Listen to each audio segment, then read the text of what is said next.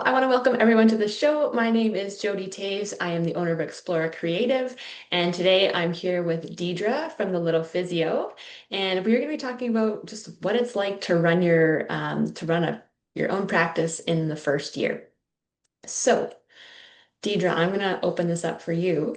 Tell us a little bit about your practice, and why you chose pediatric physio. As Jody said, my name is Deidra. I have been a pediatric physiotherapist for 8 years now. And I just opened up the Little Physio, which is my own clinic where I'm the sole practitioner, in April.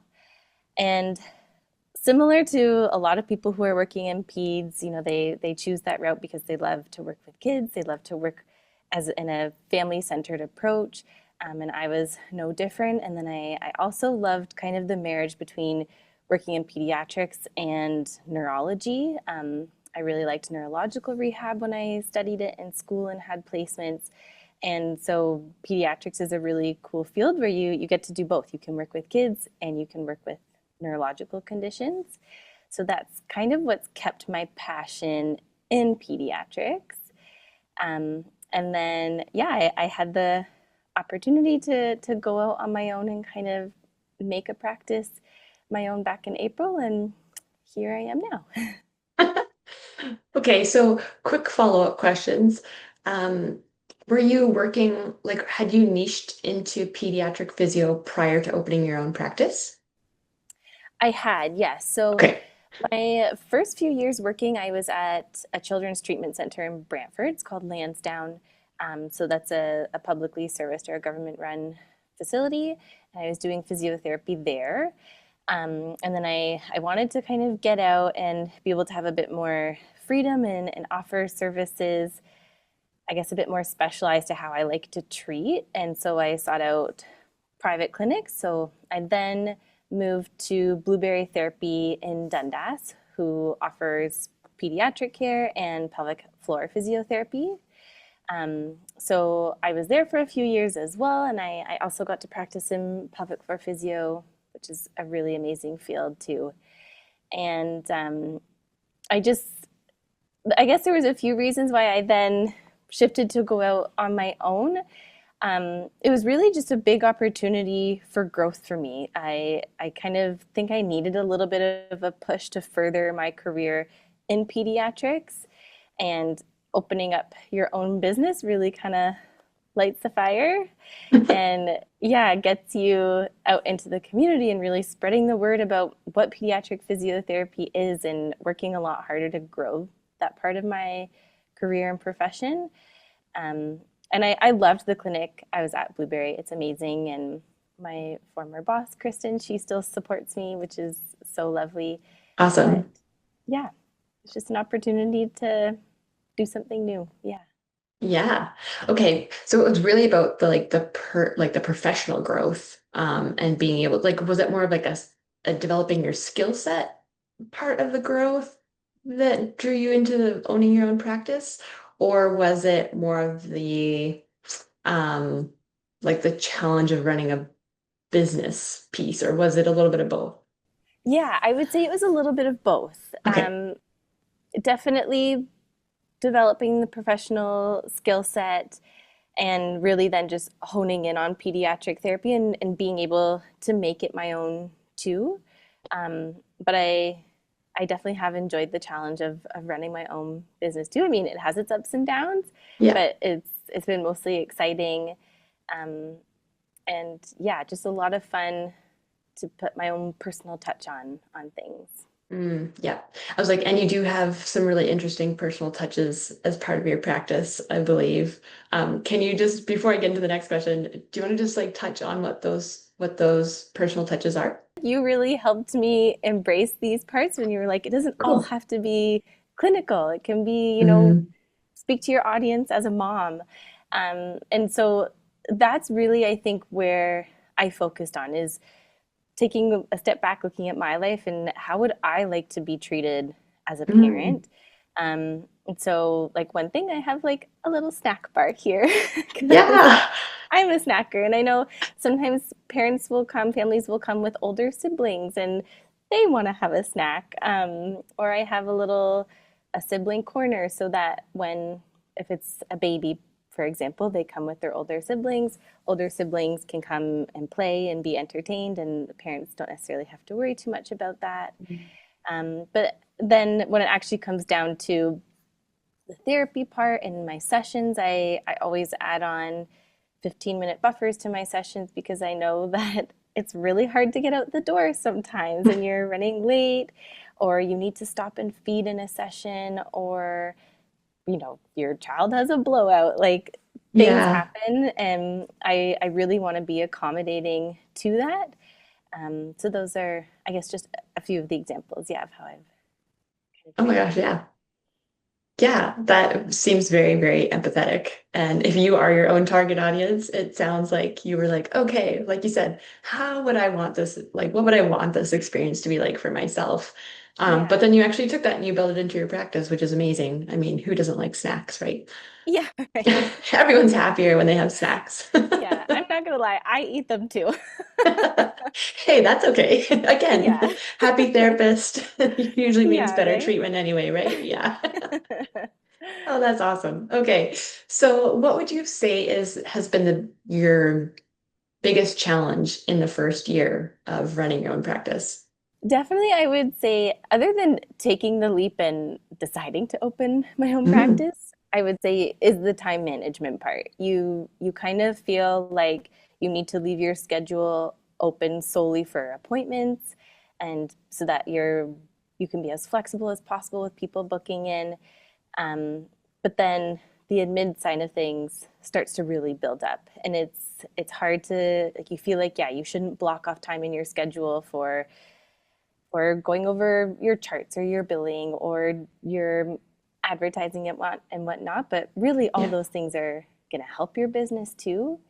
And so that's definitely been a challenge to find that balance between being a business owner and clinician and how to have both those things kind of complement each other, Yeah. um, all in, one day. So what have you done to manage that for yourself? Because I would say, like, have you completely worked through that challenge? That challenge sounds like it might be something that's a consistent, like something you're always practicing. It's like a work in Yes. progress. Yeah. Yeah, what have you done to manage that for yourself? So I do think it will be an ongoing challenge, Yeah. but I do kind of if leading up to a few days before a day if I have a chunk of time and I'm running behind on things, I do block it off in my schedule to say, okay, you need this time to catch up on things. Um, I've also recently taken an AI course, which has helped a ton with my charting to kind of Yeah. make it the process quicker of getting like home exercise programs out to families. So that's been really helpful, even helping me with wording social media posts. I'm Mhm. not super present on social media. That's one of my goals moving forward. Yeah. Um, but taking advantage of AI as well. I've taken some awesome courses from Callan Faulkner, and Okay. she's really great at teaching how AI doesn't need to replace the human touch, but it can really just complement what you're doing and almost make life easier. Yeah. Um, so those have been a few things I would say. Yeah. Those are probably, yeah, the Yeah. main things. Is the charting AI, was that through Jane or was that through someone else So for using AI for your charting? I mostly use it to take what I have in my chart because I just put down bullet points for what exercises I need to send families, and then I take that, I put it into an AI project that will then return a nice family friendly email. Oh, So nice. that's the main thing I'm doing right now. I'm trying to figure out there's another program called Heidi Health Oh, yeah, I've heard where of that one. yeah, it will Yeah. transcribe your session, but it can then turn it into a soap note or whatever kind of charting that you need. Hmm. Um, I just haven't figured it out yet, but Yeah. I need to look into that too because I think that will be a huge time saver as well. I've heard really good things about it. Yeah. Oh, that's awesome. Okay, so currently you're leveraging some of the new, like the new AI tools and spending time to learn how to use them in order to decrease the admin burden. So you're still creating the plan and it's still very human, but then you're using the AI to actually almost like format your notes for you instead of you Yeah. going through and formatting, which is a lot of work. Yeah, Yeah. yeah. Yeah. Okay. That's awesome. Maybe at the end of this recording or at the end of this session, we'll just have to get some of the links to the tools and resources that you suggest, because that's actually one of the questions that I was going to Yeah, ask later, but I was like, you already answered that, so that's great. definitely, yeah. Okay, so next question was, is there anything that surprised you about running a business, whether that was starting the business, running the business, yeah, anything that you're like, oh, didn't expect that. Um, I found the beginning part surprisingly enjoyable. Like, there's a lot to set up. There's a lot of work that goes behind it, but it was a really exciting process. I mean, the whole thing is exciting, being able to open your own clinic. Mhm. Um, and each step was just a small win. So, you get your bank account set up and that's really exciting. And then you're able to start your Jane account for your booking and everything. You get your website done. As much work as it all was, I did find it really fun. And like every night because I was still working at the time when I was going through all of this, I would come home and I would be so excited to keep doing work. And that's not always the case, especially we have three young kids. So sometimes Yeah. when I get them to bed, I'm like, nope, I'm done for the night. Um, but I really liked the process and it was a lot of fun, challenging, but yeah, it was cool to just learn about the whole business world. Yeah, yeah. What is there anything that surprised you just but like about the business world itself? Like anything that you didn't know you had to do and ended up having to do? Um, I didn't fully understand the all of the legal aspects behind it Mm, in terms of opening up a business. And I mean, there's different ways that you can do it. So I'm a corporation here, so that involves a bit more legality. mhm. Um, but that was a lot of work, and we had great help from a lawyer. Yeah. But it's also very time consuming, as well as the banking part. And if I would have known how long that took, I definitely would have got on it earlier. Earlier. Because part of that ended up holding up when we could sign the lease and um, actually start renovating the space to Oh make yeah. it family friendly. Yeah. So yeah, that part surprised me a bit. Yeah, so all of just like the legal banking setup was a bit of a Hmm. surprise. And had you known that, you'd have been like, I would have started that earlier in order to just Yes, like not have anything else held up. Again, how do you know all of those things when you start? Like it sounds like you're exactly. taking things in stride and you've just enjoyed learning, which is amazing. Great attitude. Yeah, thanks.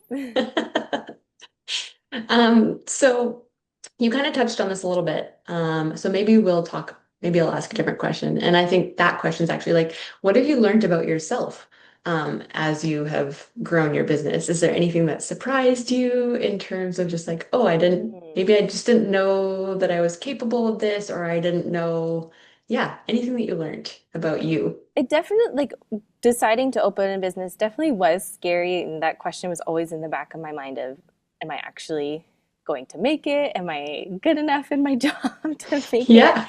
And so I think just overall that the business is going well has been a surprise, like a pleasant surprise. I mean, I wasn't like, I obviously didn't go into it thinking I was going to fail, but you just never know how it's going to go. And I think it has steadily grown, um, which has been lovely. Yeah. And I, um, I guess maybe just the different resources that and connections that I've made in the community. I wasn't expecting that part of it to grow as much. But on the same hand, I also think that's where I need to put more work into. Okay. I have made a lot of connections, which has been a lot of fun and like more connections I've ever made in my career. And even that part of it's been surprising how willing people are to collaborate with you and how people will reach out to you. Like I've had a few people reach out to me of other professions, like occupational therapy, speech pathologists who have said, hey, I also work in pediatrics. Do you want to collaborate and partner together? Awesome. And I wasn't expecting that, which has been really, really nice. Yeah. Okay. Well, that's actually a great segue into kind of the next things, which is like how have you been marketing your business? You're talking about making connections. When did you first start making connections that were business related or professional, like profession related? So I've joined a lot of, or not joined, but I'll go and be a guest speaker for a lot of mom and baby groups. So whether Oh yeah. that's, so there's a program in Hamilton called Mommy Connections. So it's literally just an opportunity for moms and their kids to get together and connect with other parents. Yeah. So I've gone and been a guest speaker there where I get to teach about what pediatric physio is, what Little Physio is all about. I go to mom and baby exercise classes, which has been really great. And yeah, you just kind of give like a 15 to 20-minute brief summary of what you do. But then I offered to, come around and answer questions or assess anyone's baby like for 2 minutes. Yeah. Yeah. um, so that's been really helpful. And then I run a group program myself where parents and their little ones can come in and have their child's gross motor development monitored so that they come once a week for 6 weeks. But each time I've brought in a guest speaker at the end so they can learn about other areas of development too. Mhm. And that's been a really nice way because it adds something for the families. They get to learn about other services, their child's development, or it will be about parental health as well. And Mhm. then I get to connect with other health professionals or any professional who works in pediatrics or parental health. And then we just kind of create this little community. Yeah. Yeah. How did you figure out like that you wanted to put your energy in going to these groups? So, I mean, when I was on maternity leave with my kids, I would go to these exercise classes. Mhm. And I think that's probably where I was first introduced to it was we had, I believe, a sleep consultant come. And this is when I had my twins. So I was Yeah. like, please help me. Um, but I just thought that was so great and such an opportunity for families to learn about what services are out there because I feel like half the time people don't even know what exists. Like even pediatric physio, a lot of people are still like, I didn't know that was a thing. Yeah. Um, so yeah, I guess me being immersed in it is really how it was introduced to me. Oh yeah. Okay, so there's a few themes here that tie back to your own experience and like having been part of your target audience at one Yes. point. Yeah, okay. How you run your practice, where you Yep. fought, like how you started to make connections, just even knowing that those groups existed, and what kind of Yes. value they brought to you as a new parent and a yeah, mom of twins. Oh my goodness, I can only imagine the lack of sleep. Just a little bit. It's Yeah, I not, think it's so sometimes you much better now. forget that when people have twins that you're like, right, they don't sleep at the same time. They're not awake at the same time. Like they're two separate humans. Yes.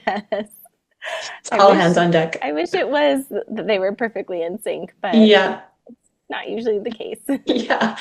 Yeah. Which you're just like, wow, when you really think about that, it's exhausting. Um, okay, so how did you go about finding your first clients for your practice? So some of them actually asked to follow me over from Blueberry, Hmm. which was really nice and amazing. And Yeah. then I do use Google Ads, and as expensive as Google Ads is, it is definitely worth it. Okay. Um, so essentially, how it works is I create a campaign and I enter a lot of common terms that would be searched by parents, and then that way, when they search for it on Google, I pop up as an available service. Hmm. Um, so that's been very helpful. And then, yeah, I would say going back to these mom and baby groups, just kind of getting my name out there, chatting with moms, seeing if they have any questions or concerns, um, and yeah, raising awareness that way. I would say those are probably the main ways that I The got some main of my first ways. clients. Yeah. Yeah. And so what about now as your practice is growing? Where are those clients coming from? Are you still finding that it's like that word of mouth or like your own outreach? I guess we'll call that like outreach when you're in the community groups, and then word of mouth when Yeah. the moms when they start talking to each other and families start talking to Right. each other. Yeah, how are you finding that you've like continued to build your caseload or build your practice that way? Yeah, I do find word of mouth is building, which is really nice. And I continue to go to these mom and baby groups. I try and post on lots of Facebook groups. So there's lots of, like moms of Waterdown or the Yeah. Waterdown community. So that's where I'm based. So I'll post in there. But then I also find it can be tricky. And this is something I've struggled with is almost undervaluing your services. Sometimes you have your initial assessment and you almost want to say, well, just see how things go and you can book back in as needed. But really, like each time we see a client, I do believe we are helping them. And that's something I've had to learn to do when I'm working with families is to say, I would really like to see you again. I think there's benefit to it. So let's try and book back in. Hmm. So it's part of offering good client care, I think, but focusing lots on your current clients too, and having a plan of care for them and following them until you truly believe you're no longer needed. Yeah. Oh, I love that. So it's not just about reaching new people, it's also about continuing to serve your current patients. Yeah, Um, and yeah, finding ways to like serve them, being okay with telling them that you do have a plan of care for them. Because I agree, there is something to be said for like no, I really do think that you would do better if, if I see you, X, Y, and Z more times, whatever it is going to be, yeah, right? exactly. Yeah. Interesting. Is there anything like how did you figure that out for yourself that you're like, oh, I need to continue to serve my audience or like serve my people versus just letting them go and booking Yeah, back in when they want? yeah. I would say it was when I made that transition from working in the public sector to private that Okay. um, that yeah, I was like, oh, I if I don't tell them to book back in, they might not. So Yeah. yeah, so just being confident in the service that you offer and being honest with your clients too, because I also do have families where they'll come in and I'm like, I don't think I need to see you again. Or I'll say, if you notice XYZ, that's when you come back in to see me. Mhm. Um, but being honest with them, like you said, when you think, actually, yes, you would benefit from coming back in. But it does take practice and it is a mindset switch and one that I've had to get used to. And I've worked with some really excellent colleagues in private practice who have kind of shown me the way with that too. Mhm, But mhm. it definitely it has been a learning curve. Yeah. Yeah, but that's actually something you learned before you started your own practice, is you were already learning how to build your personal practice before starting your own clinic space. Yes. Yeah. Yes, okay. Which is like I feel like that's such a valuable skill to have, is that you were already thinking, well, thinking about your patients, but also thinking about keeping your own caseload full. Like how do I, nurture the people that I already have? Yeah. Um, Yeah, exactly. yeah. Yeah. Instead of trying to learn that when you open your first practice, Mhm. instead of trying to learn that at the same time as opening your first your Yes. first Yeah. practice. Yeah. Yeah, Yeah. I'm very lucky that I got to work on some of those skills and be exposed to those challenges prior to. Yeah. Yeah. Is there anything else you feel like you learned in your like your pre-business owner practice that you've pulled into your current practice? I think the time management skills as well, Okay. because it's pretty much the exact same thing what I'm doing here. It's just that I'm running it. So you're trying to be on time with your schedule, give the best care to your clients, be as flexible as you can with your schedule, but you also have to get in, yeah, your charting, your emails, and all of that. And so those were definitely skills that were worked on prior to, Mhm. and developing that confidence of I know what I'm doing. I am here to offer skill and education, and I'm benefiting these families. And yeah, being confident in that. And then I was also exposed to a lot of the admin sides as well. Oh So yeah. that's where I first was introduced to Jane. Hmm. And so that's how I knew, okay, I'm going to use Jane when I go into my own practice.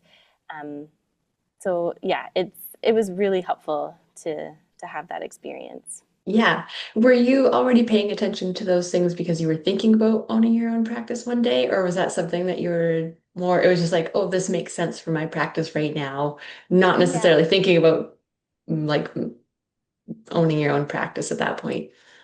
Yeah, I would say more so I was already thinking about those things just for my own practice. It Mm. was kind of spontaneous when I decided to open this practice just because I found a space that was amazing and really close to my home. Hmm. Um, and that's when I jumped on it. But Pull the trigger. yes. Yeah. How, Yeah. out of curiosity, what was the timeline between deciding to, um, like, for making the switch where you're like, I found a space, oh, I'm going to open my own practice. What was the timeline? It was about a month. Oh, So yeah. it was December last year, so December 2024 when I first came across the space. I went and saw it and then liked it, brought my husband, and then we officially signed the lease in January. Wow. And then we opened in April. Yeah. Okay. So you were like really fast forward in that first stage. Yes. Oh my gosh, that's amazing. Okay, now to go back to Google Ads, because I'm sure people are kind Mhm. of curious about that, is like, are you doing Google Ads on your own? Or did you hire someone to do Google Ads for you? Because I feel like that's quite an intimidating space. It is. So I'm doing it on my own, and I'm sure I'm not reaping the full benefits of it, but just being a sole practitioner here in a really small clinic, it's just kind of financially what works for me right now.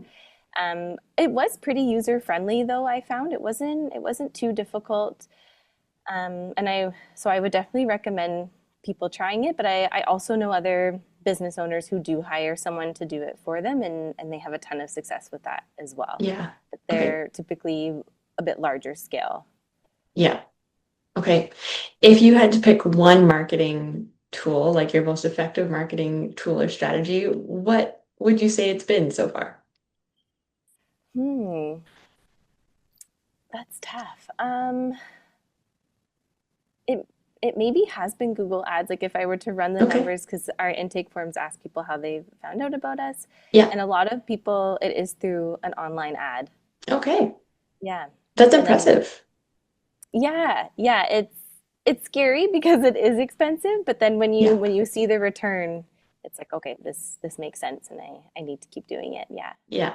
Well, that's awesome. It's awesome that you figured out like, A, you're able to do it on your own, and B, it's being like it's quite effective for you.